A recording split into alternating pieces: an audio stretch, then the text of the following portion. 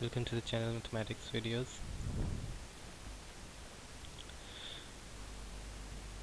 In this video we will try the basic rules of derivatives, and these rules include the rules of power, products and quotient. Well, first we will try the power rule of derivatives.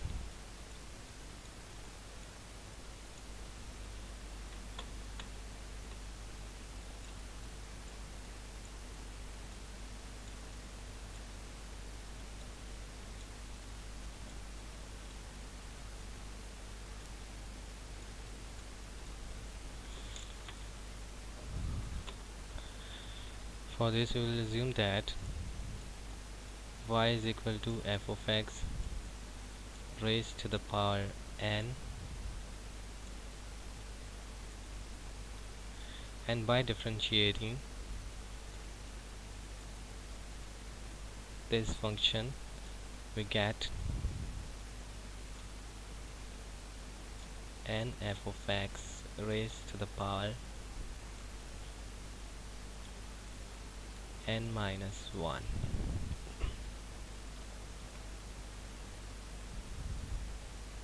So we have to prove this, and we will also write here f dash of x. This is complete statement of the power rule, and now we will drive it.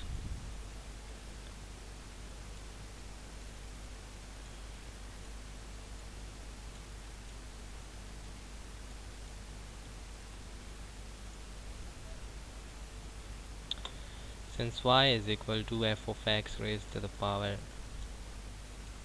n,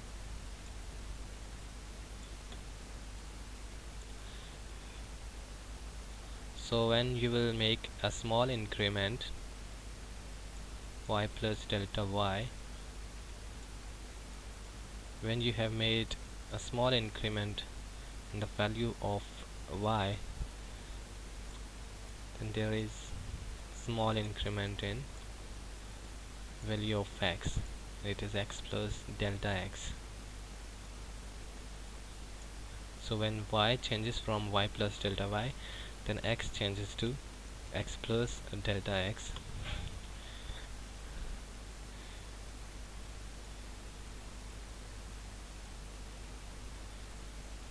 Now we have to find the change between this value and this value. This comes out to be equal to delta y is equal to f of x plus delta x whole raised to the power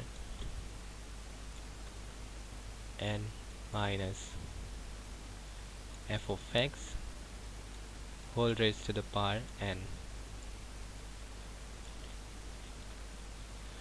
Next you have to make an expression for the rate of change of a function. This means that you have to divide both sides by delta x. So in the next step you will divide both of the sides with delta x, and obviously this expression gives us with the rate of change of the function y is equal to f of x whole raised to the power n. And the interval in which the change is taken is the interval delta x. So the students that are familiar with the definition and explanation of derivatives, they should be also familiar to these concepts. Next we are going to use the formula a minus b or a plus b. Minus b would be a more better.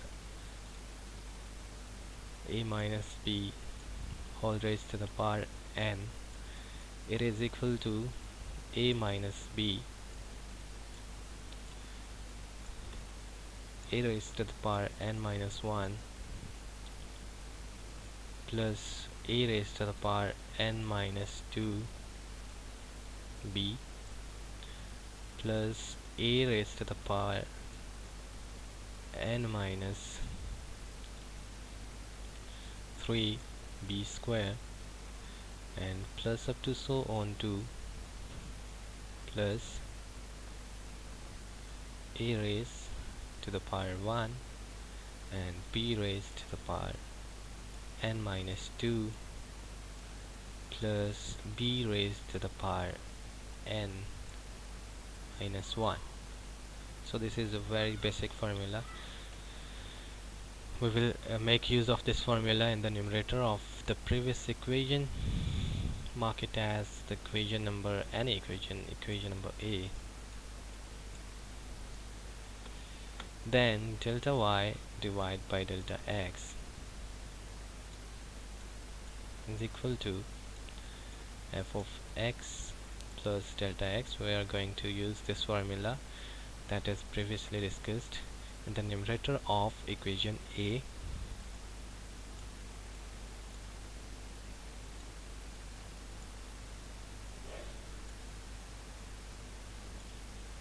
This is the a minus b portion. Now we will find out this portion, the next expression of this product above. It comes out to be equal to f of x plus delta x whole raised to the power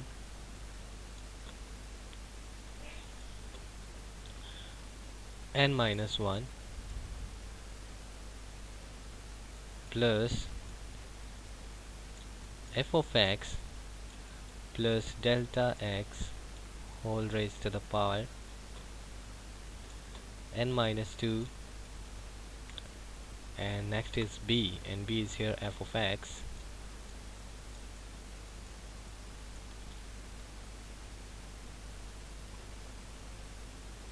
plus up to so on to. We will just write the last term for the simplicity.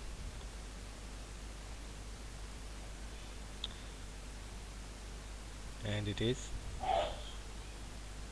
f of x raised to the power n minus 1.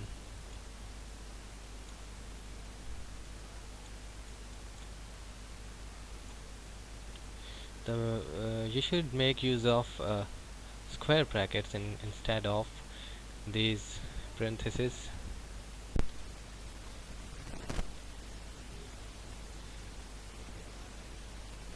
Next, there was also a quantity and it was divided by delta x, so I will write it here. Next, this delta x could also be written here, so therefore we will write it here, f of x plus delta x minus f of x divided by delta x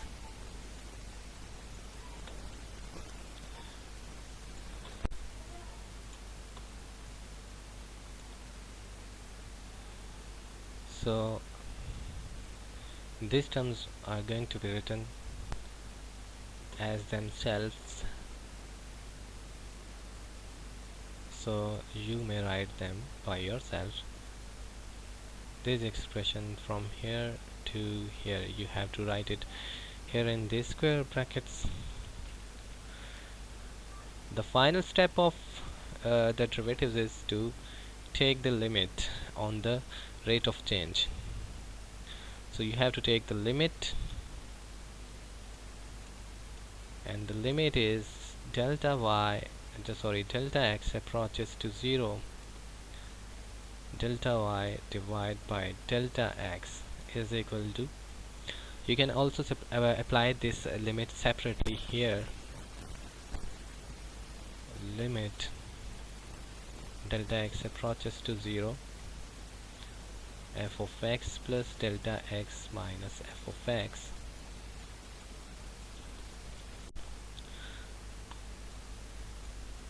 whole divided by delta x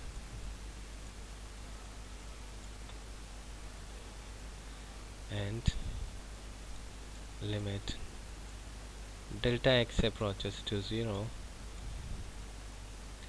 You have to write the same quantity that was written in these square brackets, and you will have to write that quantity back in here in this square brackets.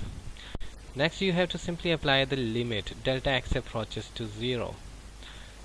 The first expression in the product is the definition of the derivative, so it is f dash of x.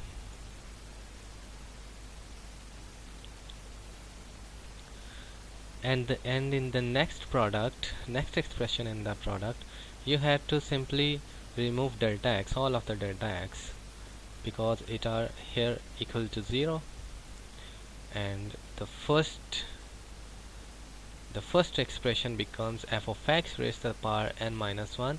The second expression becomes f of x multiplied by f of x raised to the power n minus 2. These should be written down here. The first one was f of x raised to the power n minus 1. The second one was f of x plus delta x. Delta x has to be equal to 0, so f of x raised to the power n minus 2 multiplied by f of x.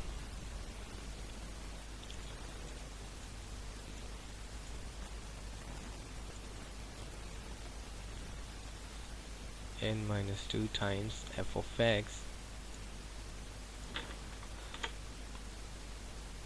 and plus up to so on to the last term was f of x raised to the power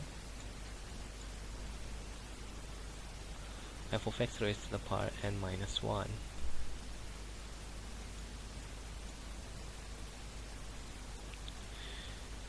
You have to simplify it more. F dash of x is equal to f of x whole raised to the power n minus 1, and the next one is f of x whole raised to the power n minus 2 plus 1, that is n minus 1, and up to so on to the last term is f of x whole raised to the power n minus 1.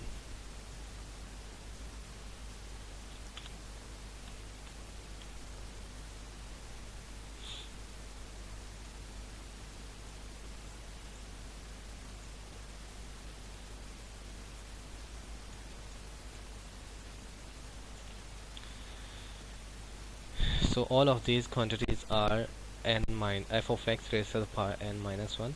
Next we have to determine that how many quantities are there in this sum. How many f of x raised to the power n minus 1 are here in this sum. For this you have to recall that a square minus b square, this is actually the same formula that we have used here. This one, a minus b, sorry, there was a mistake in this formula. You have to correct it out by yourself. This formula was a raised to the power n minus b raised to the power n. So sorry for this mistake. This is actually the same formula. This is the generalization of the formulas like a square minus ab equals to a minus b times a plus b, and a cube minus b cube equal to a minus b times a square plus ab plus b square. So actually the formula that we have used here in this power rule is the simple generalization of these formulas. You can see that the power in the first formula is 2, and the number of terms in the second product are also 2. Similarly, the formula in the second formula, the power is 3, a cube minus b cube, and the terms in the second product are obviously again 3. Next, you have to apply this concept here. The power that we were using in our formula was the power n. So therefore, these terms, there are n terms in this formula.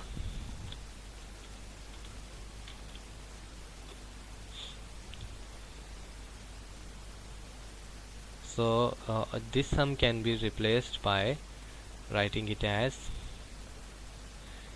n times f of x raised to the power n minus 1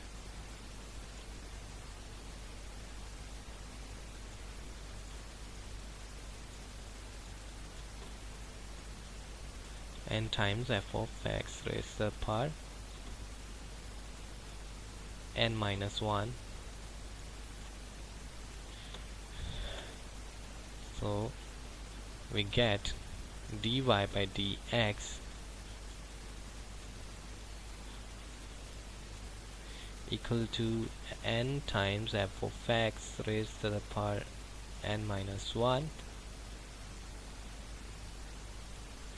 times f dash of x. This is what we call the power rule, and it is simply proved here. Next one is the product rule of derivatives.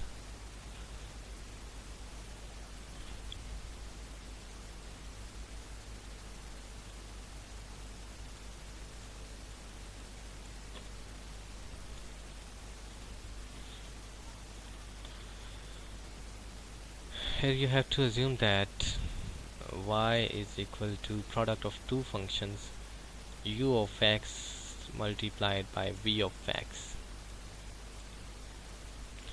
Then you have to prove that dy by dx is equal to u dash of x, where u dash of x is a derivative of u with respect to x, v of x plus u of x times v dash of x. This is simple, and it is called the product rule of the derivatives. So we are going to prove this.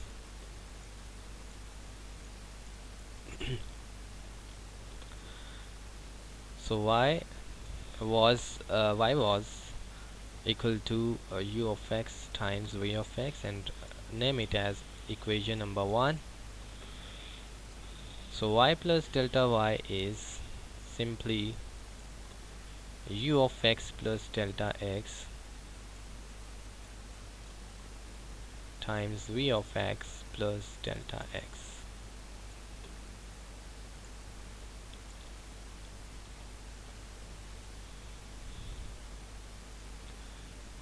So delta y is equal to u of x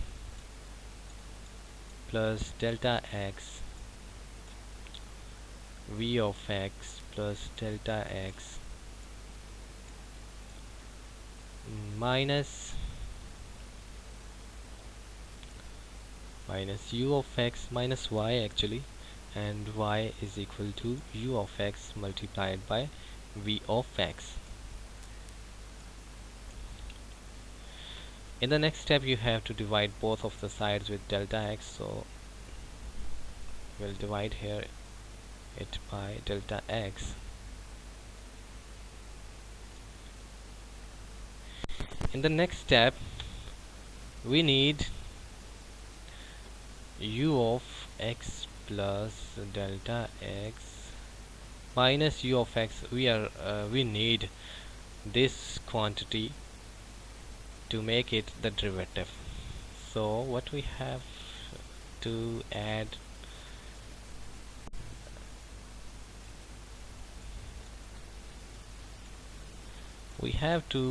it is simply, it can be directly seen from the first expression, that we have to add here u of x plus delta x, sorry, v of x plus delta x, v of x plus delta x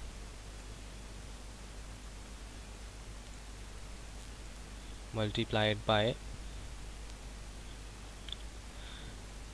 what we have to introduce the second quantity here in this blank. You have to find it from here. When you will take v of x plus delta x and v of x plus delta x common between them, then here should be then we will get u of x plus delta x, and the next quantity must be u of x, so that we get the expression for the derivative of u. Therefore here should be u of x. I think that it is clear to you. So it means that we have to add v of x plus delta x u of x. So when we will add it, we will have to subtract it also, so that the previous equation remains balanced. V of x plus delta x multiplied by u of x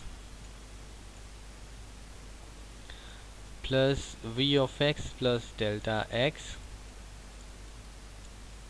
multiplied by u of x. We have subtracted the quantity, so we have to add that same quantity.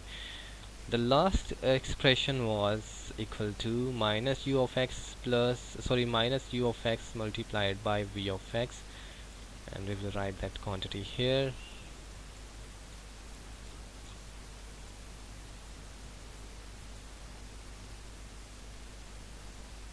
And this whole is divided by delta x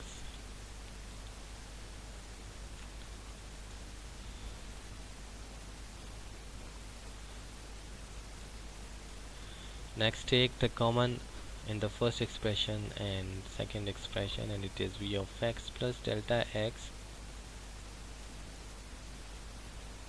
When you will take it as common, then you will get u of x plus delta x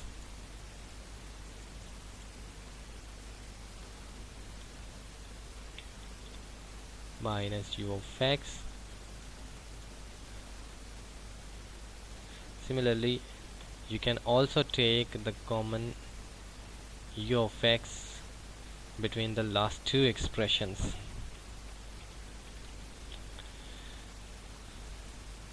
Plus u of x, when it gets common, we get v of x plus delta x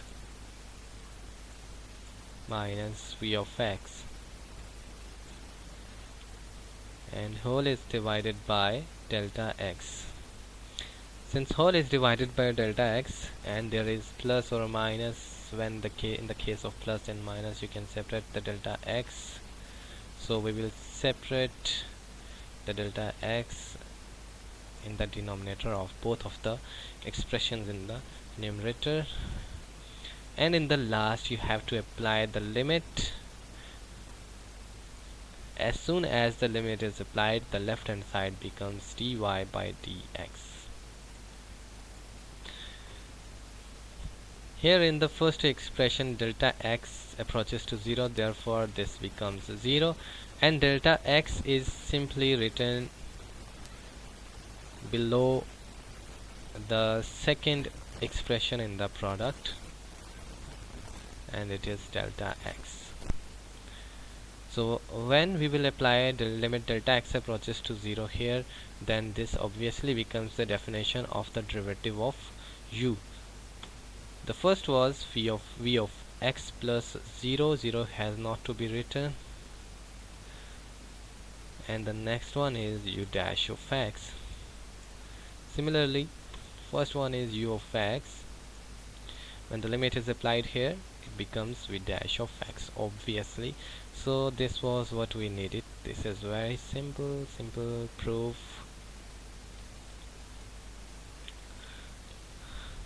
The quotient rule is your homework exercise, and please tell me in the comments that what should be added and subtracted in this step for the case of quotient rule.